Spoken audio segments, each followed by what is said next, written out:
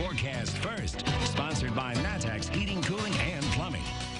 Another beautiful sunset as the clouds hang around here tonight on the Roofing Dog at Bratcher weather camera in Champaign. Nice weather, but boy, it's been windy out there. Look at these winds still gusting 28 miles an hour in Springfield. Look just out towards Quincy, 43 mile per hour wind gusts.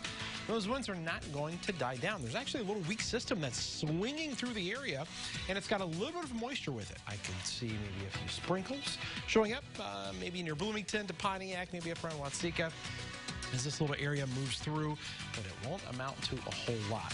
Now, temperatures are initially still mild into the 50s, but there's colder air with that system that's going to come funneling in here as we go throughout the course of tonight, so you definitely want to be on the lookout for that. Looking down Neal Street tonight, temperatures falling and the winds sticking around. But for how long? We'll talk about that and some rain in the forecast coming up. WCIA 3 News starts right now. Now from WCIA 3 News. We got to be vigilant on it. A fifth case of coronavirus has been confirmed in Illinois, but that's not the one health officials are concerned about. Plus, a man in central Illinois is accused of meeting a minor online and taking her to his home. What police say he did that got him arrested. The separation, I think, would be a good thing. And it's not your typical breakup, how some plan to push Chicago out of Illinois. You're watching your local news leader. This is WCIA 3 News at 6. That people across the nation and across our state are deeply concerned about this new virus.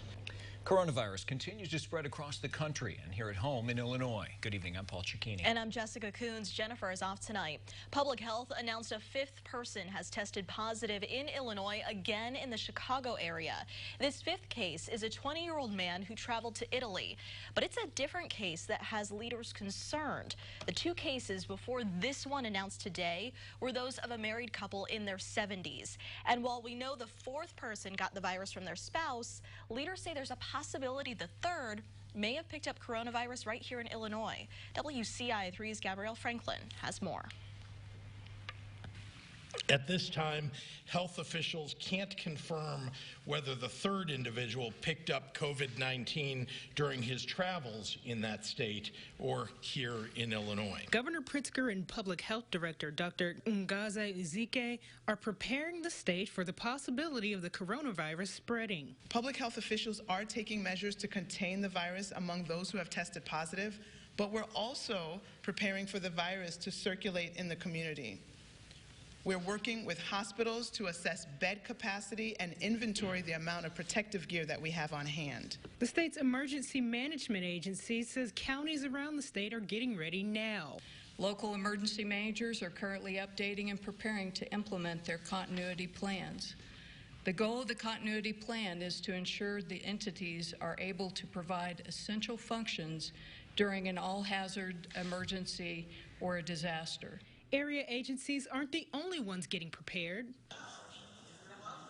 Public health and emergency management are also briefing lawmakers, calling on them to keep their communities up to speed. We got to be vigilant on it, and we have to make sure that we're taking all the precautions, and we're being transparent and open on communications, which was good about today's meeting. That we have a good meeting with the governor's office and his team to talk about this. That was Gabrielle Franklin reporting. Governor Pritzker says the state is monitoring and updating the way it handles the virus every day. He says he's been keeping in touch with the CDC and has spoken to Vice President Mike Pence twice to monitor the spread. Public Health is encouraging people to use common sense when it comes to containing the virus. They say you should stay home if you're not feeling well, cough into a tissue, then throw that away. And of course, always wash your hands with hot water and soap. They say not to worry about buying a face mask. Doctors say those masks may not provide the protection you would need to protect yourself. Carl Hospital in Urbana is now able to test people for coronavirus. Yeah, but only specific people will be tested. It's limited to those who are most at risk of being exposed to it. WCIA 3's Andy Olson's in the newsroom tonight. So, Andy, why is testing available now? Well, Paul, the orders came from the CDC. They recently relaxed the restrictions on who could be analyzed for the virus, but it's still at this point not possible for them to test everybody. The new guidelines do let the people in the most danger of catching it be tested. Anybody who has traveled to one of the affected countries, has made contact with someone who has the virus, or is showing symptoms but tested negative for the flu are able to be checked. They know a lot of people are worried, but Carl Hospital says it comes down to not having enough kits. So at this point, we do not have the testing supplies available to just test anyone that might want to seek out testing. It really is being restricted to the people that are at greatest risk and highest need. The testing at Carl will be done in their emergency department. Doctors will take a swab of the person being tested. If they've already been tested for the flu, the same swab can be used. Carl does not perform the lab test on site. They get sent to one of 3 different labs in Illinois. Depending on how many tests need to be processed, it takes about 24 hours to hear back. Live in the newsroom, Andy Olson, WCIA 3, your local news leader. Good information, Andy. Thanks. A Decatur man is accused of sexually assaulting a child. 30-year-old Courtney Williams is facing charges including sexual exploitation of children and sex trafficking of children. Authorities say he contacted that minor online. In January, they say he picked her up and drove her to his home, and that's where he's accused of drugging and sexually assaulting her. He faces up to life in prison if convicted. Champaign police are investigating after several homes were hit with gunfire last night. It happened in the area of Joanne and Honeysuckle Lanes. Houses had bullet holes and broken glass. It's not clear if those homes were targeted. No one was hurt. 40 acres of land have sat undeveloped for years, but the Champaign Council just voted to approve an annexation agreement with Champaign Schools for that property. It's between Olympian and Interstate Drives, where the school district wanted to build a new central high school. That plan failed a few times, and the land is empty. WCIA 3's Jamie Mays joins us now. So, Jamie, does the city know what this empty land will be used for? They don't. A developer has not bought it yet, but the district's attorney says the district wants the land to be ready in case a purchase does happen. Champaign Schools has entered into an annexation agreement with the city. The annexation agreement basically provides for what zoning the property will have when it is annexed sometime in the future, as well as it shows roughly where the main roads inside that development would be located. The district got the property in 2014. A prior school board bought about 80 acres of land. They intended to use it to build a new central high school, but voters decided against a new building. They wanted to keep Central.